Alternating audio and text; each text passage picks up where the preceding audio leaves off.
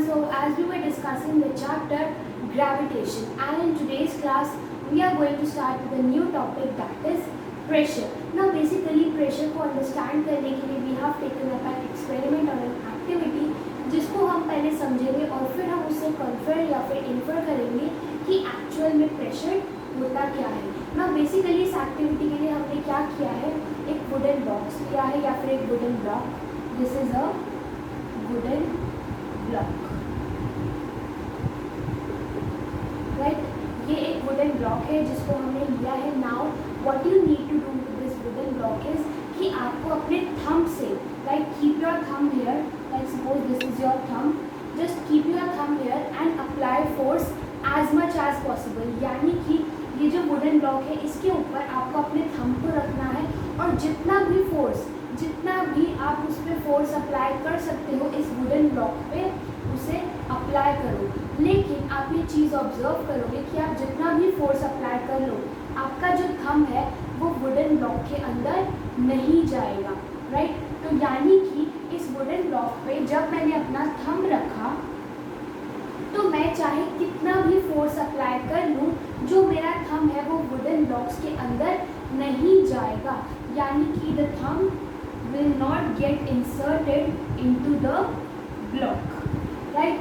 अब हम एक दूसरा केस लेते हैं इसी वुडन ब्लॉक के साथ. अब इसमें आपको क्या करना है, एक आपको पिन लेनी है, लाइक जो कील टाइप होती है या फिर एक आयरन पिन लेनी है, उसको आपको रखना है इस वुडन ब्लॉक के ऊपर.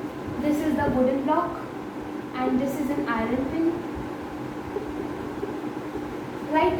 अब आप जो अपने थंब से प्रेशर इसमें लगा रहे थे, यानी कि जब आप थंब से फोर्स अप्लाई कर रहे थे वुडन ब्लॉक के अंदर अपने थंब को ले जाने की, उतना ही फोर्स अब आपको अप्लाई करना है, लेकिन किस पर, इस आयरन पिन पर. यानी कि ये हमारे पास एक वुडन ब्लॉक है, इसके ऊपर आप एक आयरन पिन रखो और फिर आयरन पिन के ऊपर अपना थंब रखकर, like this is your thumb, अपना थंब रखो और उसे प्रेस करो या फिर फोर्स एक्सर्ट करो. तो आप क्या देखोगे कि ये जो हमारी आयरन पिन है ये वुडन ब्लॉक्स के अंदर, वुडन बॉक्स के अंदर या वुडन ब्लॉक के अंदर चली जाएगी. यानी कि यहाँ पर जो हमारी पिन थी, जब हमने अपने थंब का फोर्स अप्लाई किया तो वो ब्लॉक के अंदर चली गई.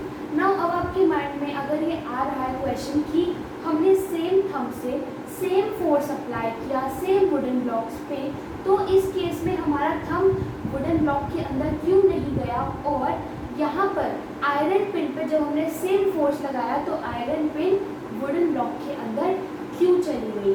This is what is the concept of pressure. Now basically आप इस केस में देखोगे कि जो हमारा थंब है उसका जो एरिया है वो काफ़ी ज़्यादा है as compare to the area of iron pin. तो यानी कि जब मैं इस केस में, that is the first case, इसमें जब मैं फोर्स अप्लाई करती हूँ अपने थंब के थ्रू वुडन ब्लॉक पे, तो मेरा थंब जिसका एरिया ज़्यादा है उसकी वजह से जो मेरा फोर्स जो मैं एक्सर्ट कर रही हूँ वो भी ज़्यादा एरिया तक स्प्रेड हो जाता है, जिसकी वजह से मेरा थंब वुडन ब्लॉक के अंदर नहीं जाता. तो वही दूसरे केस में जब मैं अपने थंब से फोर्स अप्लाई करती हूँ आयरन पिन पे, ऑब्वियसली जो आयरन पिन है उसका जो एरिया है वो काफ़ी छोटा है as compare to the area of thumb and wooden block. तो उस केस में जब मैं अपने थंब से फोर्स अप्लाई करती हूँ तो मेरी आयरन पिन जो है वो वुडन ब्लॉक के अंदर चली जाती है. यानी कि हमारा जो फोर्स है वो किस पे डिपेंड करता है, एरिया. तो हमने इस एक्टिविटी से एक बात नोटिस की, that force depends on area, right. ये हम कह सकते हैं कि बेसिकली अगर हम किसी भी बॉडी पे फोर्स अप्लाई करते हैं तो वो फोर्स कितना कमाल दिखाता है या उस फोर्स की वजह से क्या एक्शन, क्या मूवमेंट शो हो पाता है, वो एक फैक्टर पे डिपेंड करेगा, दैट इज एरिया. अब इस केस में हमारा जो थंब था उसका ज़्यादा एरिया था, जिसकी वजह से जो हमने फोर्स अप्लाई किया वो ज़्यादा एरिया में स्प्रेड हुआ और हमारा जो थंब था वो वुडन ब्लॉक के अंदर नहीं गया. तो वहीं दूसरे केस में जो आयरन पिन थी उसका एरिया कम था, यानी कि जो हम फोर्स एक्सर्ट करेंगे वो ज़्यादा एरिया में स्प्रेड नहीं होगी, जिसकी वजह से जो हमारी आयरन पिन है वो फोर्स एक्सर्ट करने पे या फिर सेम फोर्स एक्सर्ट करने पे वुडन ब्लॉक के अंदर चली जाएगी। तो ये हमने एक पॉइंट इन्फर किया फ्रॉम दिस एक्टिविटी कि जो हम फोर्स अप्लाई करते हैं वो कितना कमाल दिखाती है, that depends on the area of the objects.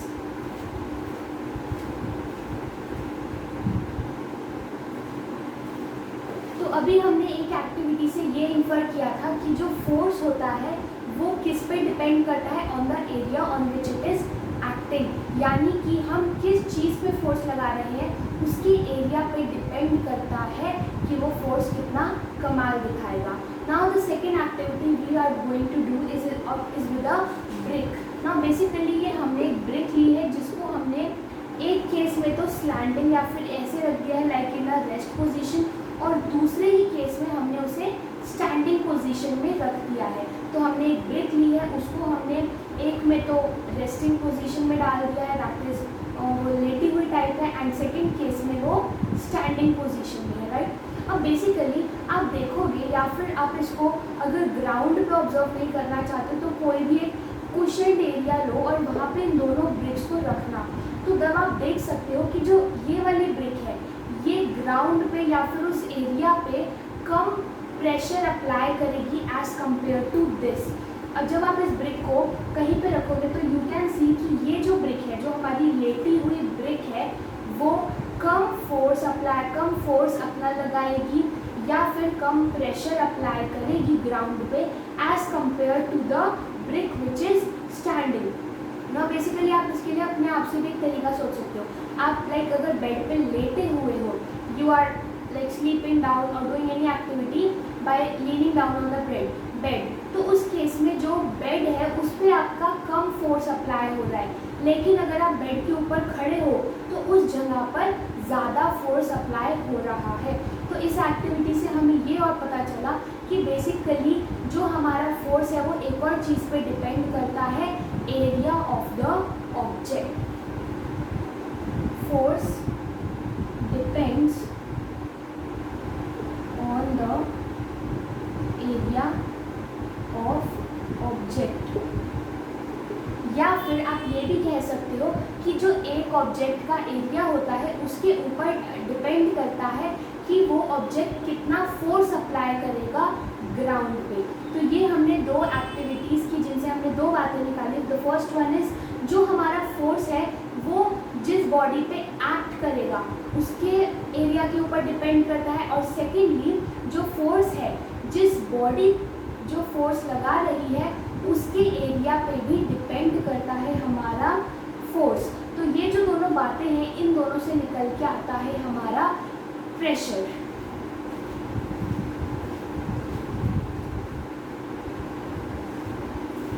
तो जो अभी हमने दोनों एक्टिविटीज़ पढ़ी उनसे हम एक चीज़ निकल के आई कि बेसिकली जो प्रेशर होता है that depends on two factors. The first one is force applied, यानी कि हम कितना फोर्स अप्लाई कर रहे हैं, and the second thing area on which that force acts, यानी कि जो हमारा प्रेशर है वो दो चीज़ों पे डिपेंड करता है, एक तो हम कितना फोर्स अप्लाई कर रहे हैं और दूसरा जो हम फोर्स अप्लाई कर रहे हैं वो कितने एरिया पे एक्ट कर रहा है।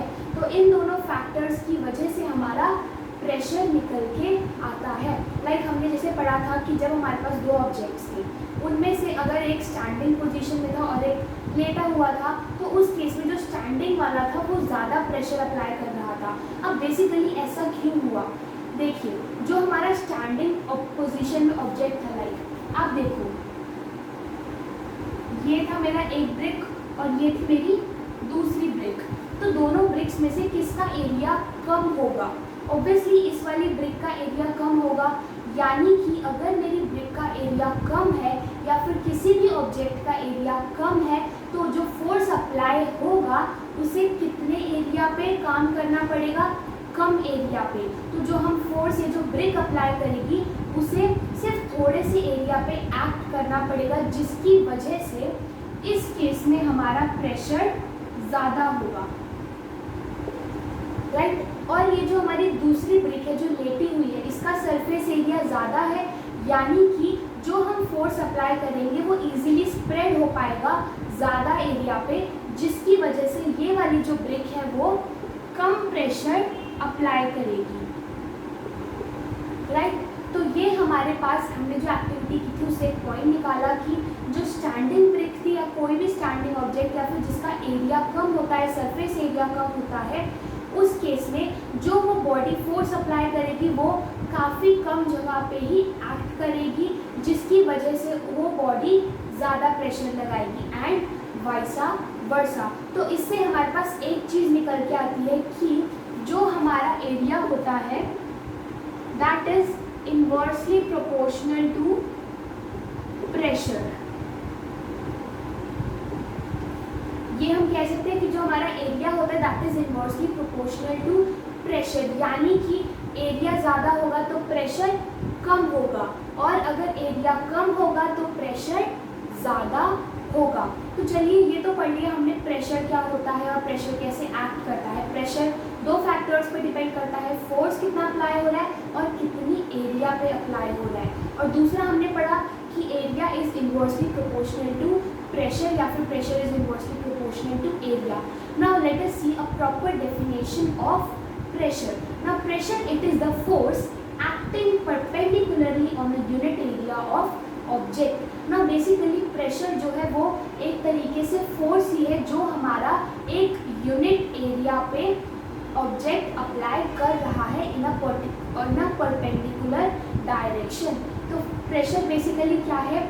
प्रेशर एक्चुअल में एक फोर्स ही है जो परपेंडिकुलरली एक्ट करता है किसी यूनिट एरिया पर।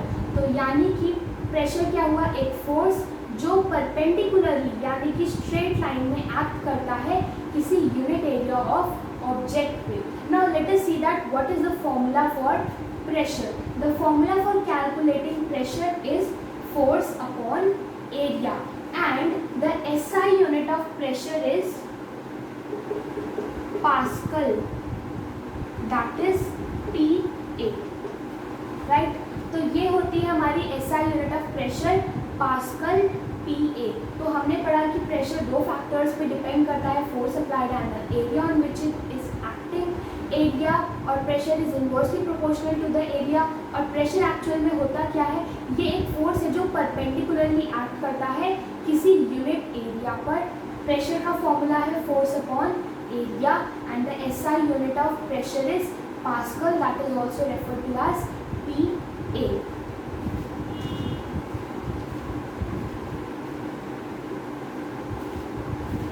So now let us see some of the numericals that are based on pressure. तो first question हमें दिया हुआ है a force of 100 Newton, यानी कि एक ऑब्जेक्ट पे फोर्स अप्लाई किया जा रहा है कितना, 100 न्यूटन। तो हमने लिख लिया कि फोर्स कितना है, 100 newton is applied on an object of 2 metre square area. तो बेसिकली एक ऑब्जेक्ट है जिसका एरिया है 2 मीटर स्क्वायर, उस पर हम 100 न्यूटन का फोर्स अप्लाई कर रहे हैं। तो हमारा एरिया कितना है, let me write it as this only, area is 2 metre square और मुझे फोर्स दिया हुआ है 100 newton. Now I am asked to calculate pressure. अब मुझे पता है कि प्रेशर का फॉर्मूला क्या होता है, फोर्स अपॉन एरिया। तो प्रेशर निकालने के लिए मुझे फोर्स की ज़रूरत होगी और एरिया की ज़रूरत होगी। फोर्स भी मुझे दिया हुआ है और एरिया भी मुझे दिया हुआ है, लेकिन मुझे वैल्यूज़ पुट करने से पहले ये चेक करना होगा कि जो मेरे को दी हुई है वैल्यूज़ क्या वो उनकी SI यूनिट में है। फोर्स की SI यूनिट क्या होती है, newton. Force is given to us in newton, this is okay. Area की SI यूनिट क्या होती है, बेसिकली डिस्टेंस की होती है मीटर, तो एरिया की क्या होती है, मीटर स्क्वायर। तो एरिया मुझे मीटर स्क्वायर में दिया हुआ है, गुड। तो यानी कि जो मेरी दोनों चीज़ें हैं वैल्यूज़ मुझे SI यूनिट में दी हुई है। तो अब मुझे क्या करना है, बस इन दोनों को उठाकर यहाँ पे पुट कर देना है। तो अब मैं पुट करती हूँ, फोर्स है मेरा 100 न्यूटन और एरिया है मेरा 2 मीटर स्क्वायर। तो जब मैं इसे सॉल्व करूँगी मेरा प्रेशर आएगा 50 न्यूटन पर मीटर स्क्वायर। और ये जो न्यूटन पर मीटर मीटर स्क्वायर होता है that is equals to pascal. तो मेरा प्रेशर आ गया 50 पास्कल, यानी कि ये जो ऑब्जेक्ट है वो कितना प्रेशर अप्लाई करेगा 50 पास्कल्स। और पास्कल को बेसिकली हम न्यूटन अपॉन मीटर स्क्वायर भी कहते हैं। तो न्यूटन अपॉन मीटर स्क्वायर जहाँ भी आएगा आप उसे पास्कल से रिप्लेस कर सकते हो। तो इस क्वेश्चन में हमें फोर्स और एरिया दिया होता है, just kept it in the formula of pressure to calculate the value of pressure which came out to be 50 pascals.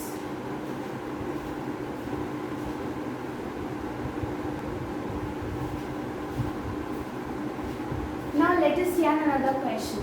A woman is wearing stilettos. Basically stilettos क्या होते हैं, जो पेंसिल हील वाले shoes होते हैं which are mostly worn by the women, they are referred to as the stilettos. तो जो pencil heel shoes होते हैं they are referred to as the stilettos. So एक woman है she is wearing stilettos and if the mass of the woman is 50 kilogram. ना basically आपको यहाँ ध्यान रखना है कि आपको मास दिया हुआ है ना कि weight. So the mass is given to you of the women as 50 kilogram and the area of one heel is 1 centimeter square. So हमें एरिया दिया हुआ है 1 centimeter square. Calculate the pressure exerted by one heel. यानी कि अब मुझे इस case में women का मास दिया हुआ है ना कि weight. Okay, so we are given the mass of the women and हमें दिया हुआ है एक हील का कितना एरिया है. अब मुझे ये बताना है कि अगर जो women है वो एक हील से, उसने जो हील्स पहनी हुई है, स्टिलेटोस पहनी हुई है, उनमें से एक हील कितना ग्राउंड पर प्रेशर एक्सर्ट करेगी. अब मुझे पता है कि प्रेशर का फॉर्मूला क्या होता है, फोर्स अपॉन एरिया, राइट. और मैंने यहाँ पे देखा कि मुझे तो फोर्स दिया ही नहीं हुआ, एरिया तो मुझे गिवन है 1 सेंटीमीटर स्क्वायर, लेकिन जो फोर्स होता है that is not given to me. तो अब मैं फोर्स निकाल सकती हूँ because force is equals to mass into gravity. हमें पता है कि बेसिकली जो मास होता है वो हर जगह कांस्टेंट रहता है. अगर मैं उसे ग्रेविटी से मल्टीप्लाई कर दूँ तो मेरे पास वेट या फिर फोर्स निकल के आ जाता है. तो मैं फोर्स निकाल सकती हूँ by multiplying the mass with the gravity. Gravity अगर मुझे नहीं दी होती then I would have taken it as 9.8 metre पर सेकेंड स्क्वायर, लेकिन क्वेश्चन में मुझे स्पेसिफाई किया है ग्रेविटी 10 मीटर पर सेकेंड स्क्वायर, तो मैं ग्रेविटी करूँगी 10 मीटर पर सेकेंड स्क्वायर. तो मैं फोर्स निकाल लेती हूँ यहाँ से. मास है 50 किलोग्राम और ग्रेविटी है 10, तो यानी कि मेरा फोर्स कितना आ गया 500 न्यूटन. मेरे को मास दिया हुआ था विमेन का और ग्रेविटी दी हुई थी, तो मैंने फोर्स निकाल लिया 500 न्यूटन. अब मेरा फोर्स निकल गया और एरिया मुझे दिया हुआ है 1 सेंटीमीटर स्क्वायर, तो मैं सीधा पुट कर सकती हूँ वैल्यूज़. लेकिन तभी मैंने देखा कि जो एरिया है that is given to me in centimetre square, और जो मेरा एरिया होता है वो कौन सी एसआई यूनिट में होना चाहिए, मीटर स्क्वायर में. तो यानी कि ये जो सेंटीमीटर स्क्वायर है इसे मुझे मीटर स्क्वायर में कन्वर्ट करना पड़ेगा. चलिए देखते हैं कैसे. हमें पता है कि 1 centimetre is equals to 1/100 metre, right. तो अगर मुझे सेंटीमीटर स्क्वायर करना है तो यानी कि इसे सेंटीमीटर से अगेन मल्टीप्लाई और यहाँ पे भी मीटर से मल्टीप्लाई, तो मेरा क्या आ जाएगा 1 centimetre square is equals to 1/1000 metre square. तो जब मैं 1 सेंटीमीटर स्क्वायर को मीटर स्क्वायर में कन्वर्ट करूँगी then this will be the value that is 1/10,000 metre square. तो अब बेसिकली जो मेरा एरिया था वो मीटर स्क्वायर की टर्म्स में आ गया है. अब मैं प्रेशर में वैल्यूज़ को पुट कर देती हूँ. प्रेशर में फोर्स की वैल्यू क्या है 500 न्यूटन अपॉन में 1/1000 मीटर स्क्वायर. तो ये ऊपर जाके मल्टीप्लाई हो जाएगा, तो मेरा प्रेशर कितना आ जाएगा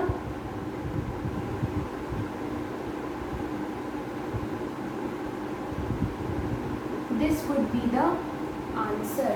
यानी कि जो मेरा ऑब्जेक्ट या फिर जो वन हील है वो ग्राउंड पे कितना ज़्यादा फोर्स अप्लाई कर रही है. See this, it is around write it as instead of newton पर metre square you can even write pascals. तो बेसिकली आपने देखा कि जो मेरा फोर्स था वो कितना था 500 न्यूटन और जो मेरा एरिया निकल के आया वो था 10,000 1/10,000 मीटर स्क्वायर। तो जब मैंने एक हील का प्रेशर निकाला देखो वो कितना ज़्यादा आया। अब बेसिकली इसका प्रेशर इतना ज़्यादा क्यों आया, क्योंकि जो मेरा ऑब्जेक्ट था उसका एरिया बहुत स्मॉल था और हमने ये पढ़ा था कि area is inversely related to pressure, यानी कि एरिया कम तो प्रेशर ज़्यादा। तो एरिया कम था जिसकी वजह से मेरा प्रेशर इतना ज़्यादा आया। तो आज की क्लास हम यही ख़त्म करते हैं। आज की क्लास में हमने पढ़ा प्रेशर के बारे में और उससे रिलेटेड कुछ numericals. So thank you and see you soon.